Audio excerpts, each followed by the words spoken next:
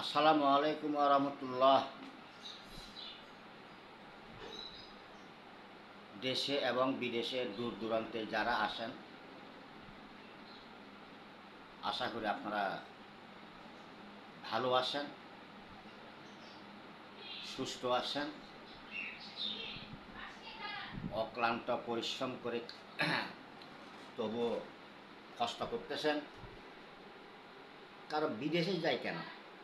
কষ্ট করার জন্য, পরিশ্রম করার জন্য, মা বাপ বউ পোলাপান বাল বাচ্চা পালাবার জন্য। কারণ পৃথিবীতে মেন হয়েছে কি? টাকা। এই মেন হইল এই টাকা। তবে টাকা সব কিছু, টাকা হইল সব কিছু, টাকা থাকলে সব আছে। আচ্ছা ঠিক আছে, আমার ইউটিউব চ্যানেল লাইক করবেন, কমেন্ট করবেন, শেয়ার করবেন, সাবস্ক্রাইব করবেন, আর ফেসবুক ফলো দিবেন, লাইক কমেন্ট শেয়ার করবেন। দোয়া করি আপনারা সবাই ভালো থাকেন, সুস্থ থাকেন, শান্তিতে থাকেন, নিরাপদে থাকেন। তো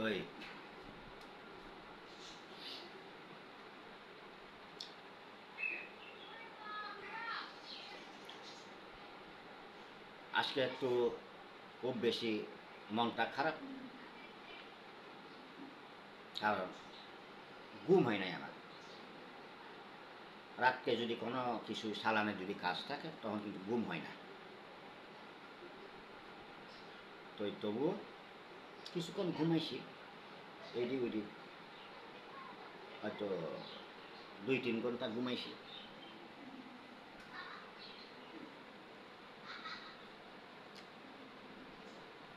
তো কারণ শুধু একটা কথা বলবো আজকে, শুধু ভূত প্রেত জিন দেও দৈত্য দানব ওরা প্রেত, আর যারা প্রেত আত্মা ওরা তো বিভিন্ন ড্রেনে ড্রেনে থাকে। ওরা ড্রেনে ড্রেনে থাকে, ওদের মুখগুলো হয়েছে ছোট। ওরা বলে শারীরিকে খানা খাদ্য দেখে কিন্তু খাইতে পারে না। ওগুলো হচ্ছে প্রেত আত্মা। আর ওরা বিশেষভাবে রাস্তাঘাটে কালো বিড়ালের রূপ ধারণ করে, পেশার রূপ ধারণ করে, কালো মুরগির বাচ্চা রূপ ধারণ করে। আর জিন পরি প্রেত আত্মা হোক, দেহ হোক, দৈত্য হোক, দানব হোক, জিন হোক, যে হোক, ওরা সব কিছু রূপ ধারণ করতে পারে। ওনারা বহুরূপী, বহুরূপী। কিন্তু ওরা 3টা জিনিস দিতে পারবে না। এক হইছে ওদের ছায়া নাই,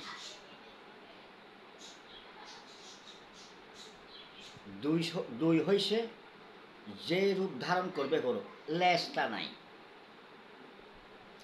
3 হইছে যদি মানুষের রূপ ধারণ করে চোখে চোখে তাকাইতে পারবে না। কারণ পৃথিবীর সর্বশ্রেষ্ঠ জীব হল মানব।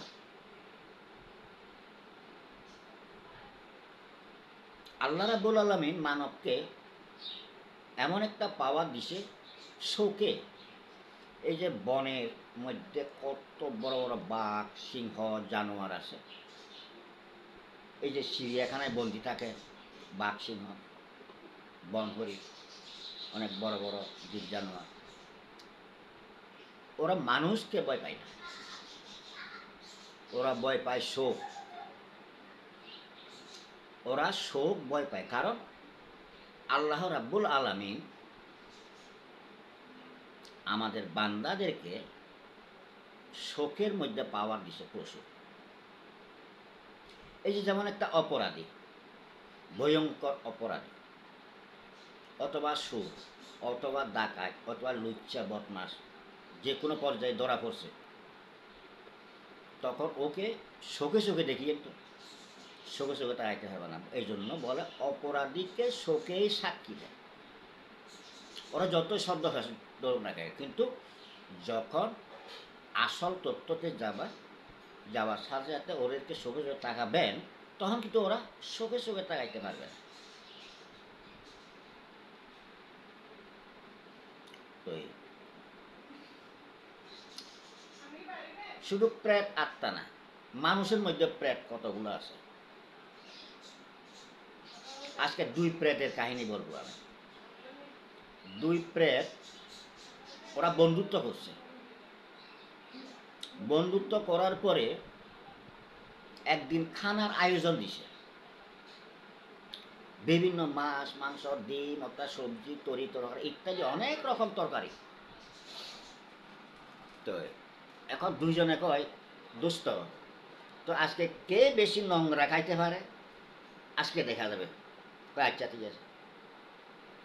একজন হচ্ছে হাঁপা নিবি, আর কই যাইতেছে? গাড়ি ভাড়া আছে, এইগুলো ইয়ে রাখ, মানে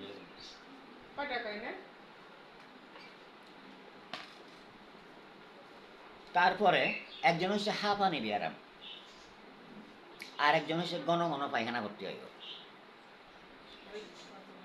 তখন ভাত বাড়লো, ওই তখন তো ওই খাসের কতগুলো ফিটলে প্লেট থাকে, বাটি থাকে, গ্লাস থাকে, ওটা এরকম।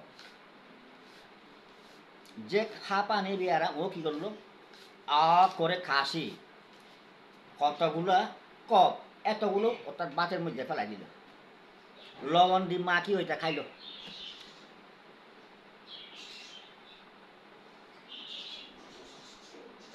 খাওয়া শেষ, আর একজনে কি করলো, ও তো ঘন ঘন পায়খানা করতে হয়, একটু করে পায়খানা করছে, ওটা ফুললে পায়খানা রাস্তা আঙ্গুল সাথে পায়খানা আসি গেছে, ওইটা বাটের লগে মাটি খাই ফেললো। তাহলে দেখেন মানুষের মধ্যে এরকম প্রেত আছে। তখন দুই বন্ধুর মধ্যে পরীক্ষা হইল কে বেশি নোংরা, অর্থাৎ তখন ওরা বুঝছিল যে কেউ তে কেউ কম না।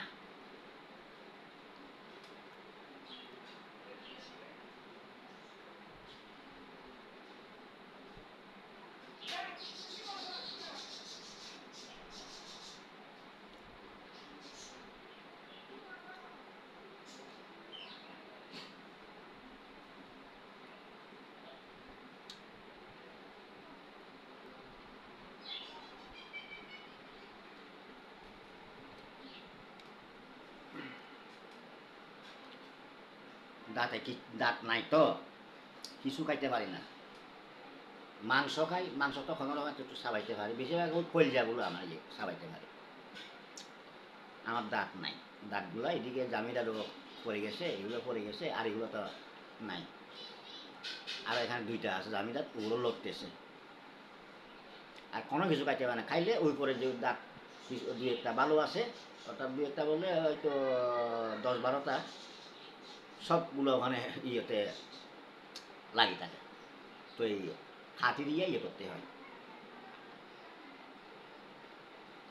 বুঝেন তো, বয়স হলে আর অনেকে বুঝে না এটা। তো যারা বর্তমান ইয়াং বয়স, আপনারাও তাকে একদিন বয়স হবে, বিয়ে শাদি করবেন, পোলাপান হবে, পোলাপান বড় হবে, পোলা মেয়ে বিয়ে দিবেন, পোলারে বিয়ে করাবেন, নাতি দেখবেন, তখন বুঝবেন বয়স হইলে কি হয়।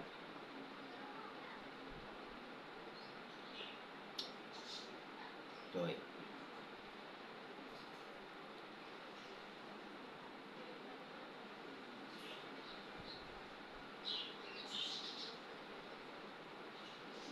আবার একটা কাজ আইসে, বান মারা কাজ, এটা 25 তারিখে করব।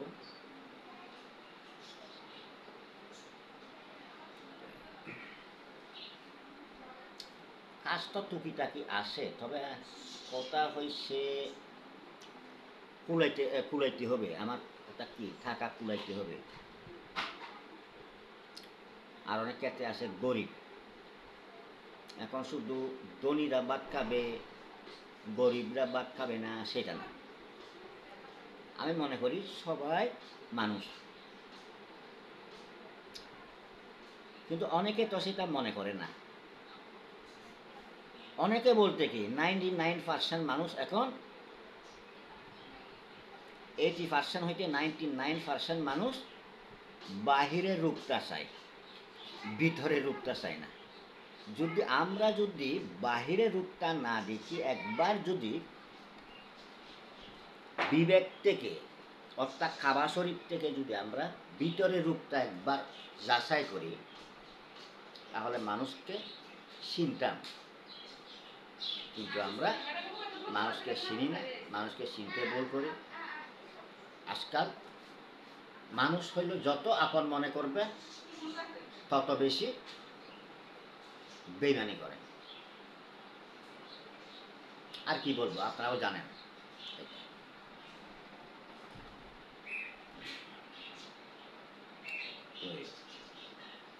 তবে বেইমানি জিনিসটা ভালো না। এই যে আমি মাঝে মধ্যে বলি, ধরেন আপনি উদাহরণ দিই, আমার থেকে কেউ টাকা পাইল, টাকা পাবে কত, 18,000, 15,000 অথবা 10,000। অর্থাৎ যে টাকা পাবে 18,000, আমি ওর থেকে পাই কত,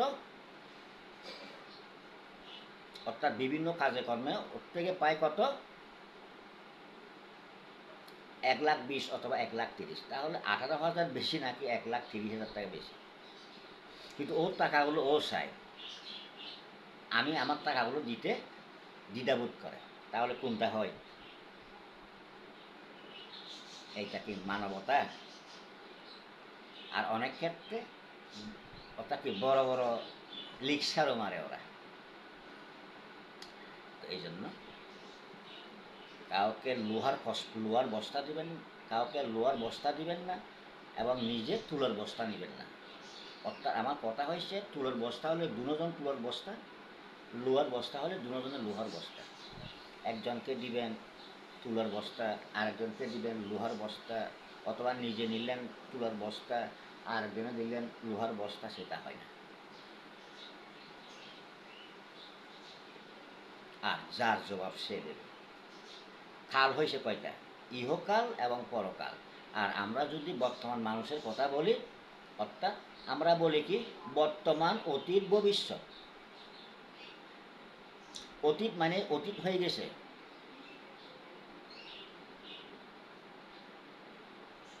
আর বর্তমান হয়েছে যেটাই চলতেছে,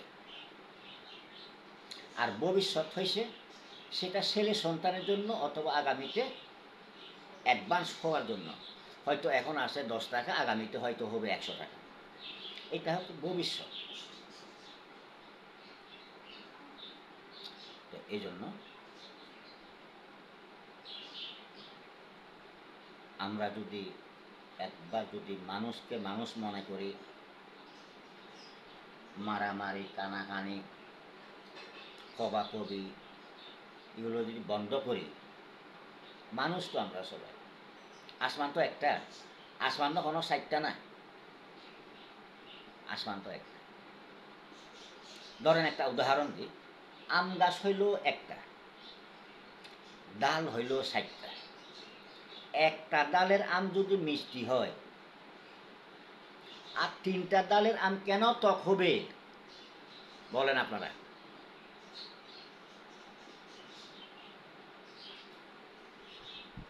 তো এই জন্য আমরা এত কিছু চিন্তা না করে যদি আমরা মানুষ মানুষ হিসেবে চলি, তাহলে আমাদের এই দ্বন্দ্বাদ্বন্দ্বিতা থাকবে না। কিন্তু আমরা তো অর্থাৎ কি নিজেরটাই চাই। আমি অনেক ভিডিওতে বলি, আমি এগুলা বলছি। আর আমি একজন তান্ত্রিক, যদি আমাকে কারোর প্রয়োজন হয়, অর্থাৎ এ টু জেড ইত্যাদি ইত্যাদি কাজ করতে হবে। যদি কারোর প্রয়োজন হয় আমাকে কল করবেন। আমার ফোন নাম্বার আরও বলতেছি, 0178 7 957। আবারও বলতেছি 0178 7 957 0178 কারো যদি প্রয়োজন হয়, দরকার হয়, আমার সাথে ফোনে যোগাযোগ করে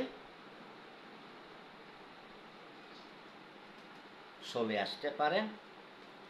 আসলে তখন সামনাসামনি ইত্যাদি কথা বলতে পারবেন, আলাপ করতে পারবেন। তো ঠিক আছে, আপনারা সকলে ভালো থাকেন, সুস্থ থাকেন, সুন্দর থাকেন, নিরাপদে থাকেন। আমি আপনাদের সকলকে দোয়া করি, আমাকেও দোয়া করবেন। আমার YouTube channel, Facebook, like, comment, share, subscribe করবেন। তো ঠিক আছে, ভালো থাকেন। ক্ষণিকের বিদায় নিচ্ছি। আসসালামু আলাইকুম রহমতুল্লাহ। ভালো থাকেন। আল্লাহ হাফেজ।